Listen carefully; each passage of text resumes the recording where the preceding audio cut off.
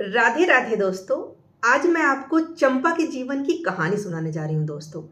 चंपा अपनी मालकिन मेघा से सकुचाते हुए बोलती है कि भाभी जी क्या कुछ पैसे एडवांस मिल सकते हैं। उसके बाद दोस्तों यह सुनकर मेघा को गुस्सा आ जाता है और वह बोलती है, चंपा यह तुमने क्या लगा रखा है। अभी कुछ दिन पहले ही तुमने इस महीने का एडवांस लिया था और अब फिर पैसे मांग रही हो।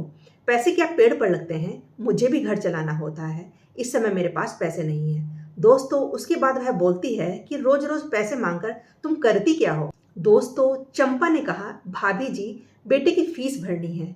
उसके बाद मेघा बोलती है कि उस दिन भी तुमने यही बात कही थी, यह रोज रोज फीस कौन सा स्कूल लेता है। दोस्तों उसके बाद चंपा बोलती है कि भाभी जी मेरा बेटा कोचिंग लेना चाहता है, बस उसी की फीस के लिए पैसे चाहिए। दोस्तों यह सुनकर मेघा को बहुत हैरानी होती है और उसने पूछा, तुम्हारा लड़का कौन सी क्लास में पढ़ता है। उसके बाद चंपा बोलती है कि भाभी जी मेरा बेटा 10वीं क्लास में पढ़ता है। वह मेघा से बताती है कि वह पढ़ने में बहुत होशियार है, इसलिए स्कूल वालों ने उसकी फीस आधी कर दी और उसकी इंजीनियर बनने की तमन्ना है, इसलिए कोचिंग लेना चाहता है। उसने टेस्ट दिया था और उसमें उसके अच्छे नंबर आए, जिसकी वजह से कोचिंग वालों ने उसकी फीस बहुत कम कर दी, पर कुछ फीस तो भरनी ही पड़ेगी। यह सुनकर दोस्तों मेघा को बड़ा आश्चर्य हुआ। उसे यकीन ही नहीं हुआ कि उसकी काम वाली का बेटा इतना होशियार है। दोस्तों अंदर ही अंदर उसे चंपा से ईर्ष्या होने लगी, क्योंकि एक उसका बेटा था जो महानालायक था, बड़ी मुश्किल से पास होता था। खुद भी वह ज़्यादा पढ़ी लिखी नहीं थी, पर बेटे का शुरू से ही ट्यूशन लगवा रखा था, जिससे उसे कोई परेशानी ना हो। पर उसका तो पढ़ने में जैसे दिमाग ही नहीं चलता था। इस साल वह बड़ी मुश्किल से गिर पड़कर 12वीं पास की थी उसने। उसके इतने कम नंबर हैं कि इंजीनियर तो छोड़ो, आईटीआई में भी बड़ी मुश्किल से दाखिला होगा। और एक यह काम वाली है जिसका बेटा इंजीनियर बनने का सपना देख रहा है। जिस बच्चे को भरपेट खाना नहीं मिलता, न रहने की जगह है, न कोई सुख सुविधा, वह पढ़ने में इतना होशियार, और एक जिसे सारी सुख सुविधा मिली हुई है और फिर भी किताबों से दूर भागता है। उसे अपने बेटे पर बहुत गुस्सा आने लगा दोस्तों। हम अपना पेट काट काट कर उसकी पढ़ाई लिखाई पर खर्चा करते हैं, और एक वह है जिसे इन सब चीज़ों की कोई परवाह ही नहीं है। दोस्तों वह अपने ही ख्यालों में गुम थी कि तभी चंपा बोलती है, भाभी जी कुछ पैसे मिल जाते तो अच्छा होता। दोस्तों उसके बाद मेघा ने बेरुखी से कहा, इस समय मेरे पास कोई पैसे नहीं है, अगले महीने मिलेंगे। दोस्तों अगले दिन चंपा ने मेघा को अपनी सोने की बालियां देते हुए कहा, भाभी जी इन्हें रख लीजिए, मुझे इनके बदले में कुछ पैसे दे दीजिए। दोस्तों मेघा ने नाराज होते हुए कहा, यह सब करने की कोई ज़रूरत नहीं है, और उसने अलमारी में से पैसे लाकर चंपा के हाथ में पकड़ाते हुए कहा कि फिर कभी ऐसी हरकत मत करना, मैंने कल तुम्हारे भैया से कुछ पैसे मांग लिए थे। दोस्तों बात यहीं ख़त्म हो जाती है और इसी तरह से समय बीतता गया। दोस्तों अब चंपा के शरीर में पहले जैसी ताकत नहीं रही थी, इसलिए उसने मेघा के घर का काम छोड़ दिया था, क्योंकि मेघा का घर काफ़ी दूर पड़ता था। उसने अपने आसपास के घरों में ही काम पकड़ लिया था।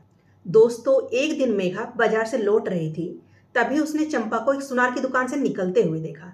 अब चंपा उनके यहाँ काम नहीं करती थी, तो उसे चंपा के बारे में कुछ पता भी नहीं था। दोस्तों उसके मन में जिज्ञासा उठी और उसने चंपा को पुकारा। उसकी आवाज़ सुनकर चंपा रुक गई।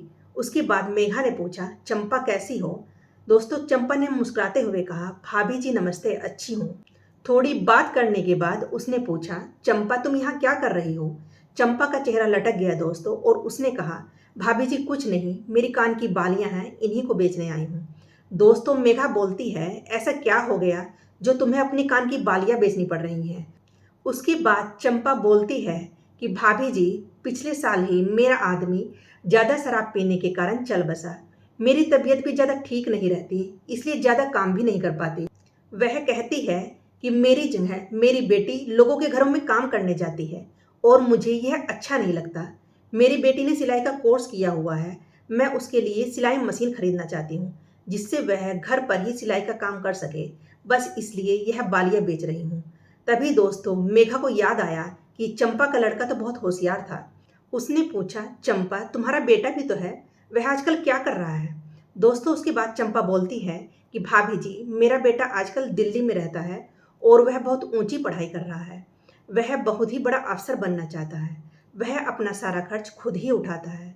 मैं नहीं चाहती कि उसका ध्यान अपनी पढ़ाई से हटे, इसलिए उसे मैं यहाँ नहीं बुलाती और यही कहती हूँ कि यहाँ सब ठीक चल रहा है। पर इतनी महंगाई में परिवार चलाना सच में मुश्किल हो रहा है।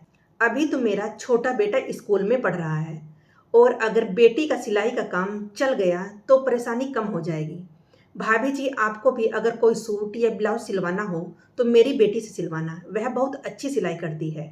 आप एक बार ज़रूर सिलवा कर देखना, मैं खुद आ जाऊंगी आपके पास कपड़े लेने के लिए और दे भी जाऊंगी।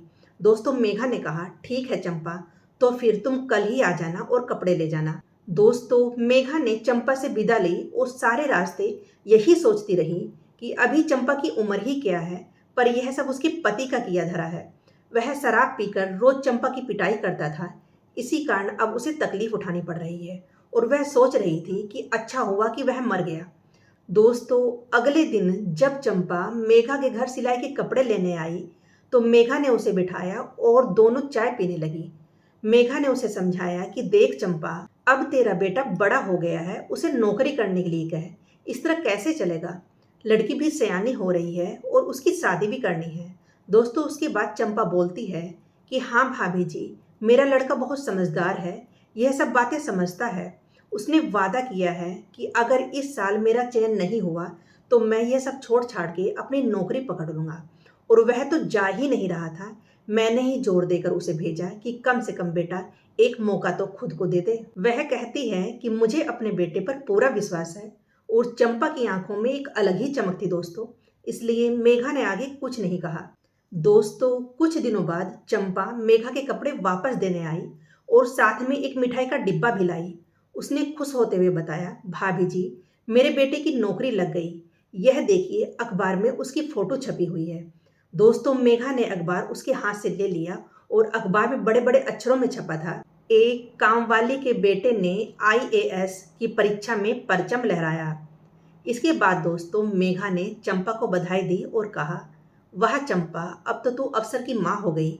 चंपा की आंखों में खुशी के आंसू थे दोस्तों। मेघा सोच रही थी कि सच ही कहा है किसी ने, समय बदलते देर नहीं लगती। कल तक जो दूसरे के घरों में बर्तन मांजती थी, आज वह अफसर की माँ है। वह बहुत खुश थी चंपा के लिए दोस्तों। दोस्तों, आपको ये कहानी कैसी लगी कमेंट बॉक्स में ज़रूर बताइएगा और कहानी पसंद आई हो तो लाइक कीजिए, सब्सक्राइब कीजिए और अपने दोस्तों को शेयर कीजिएगा।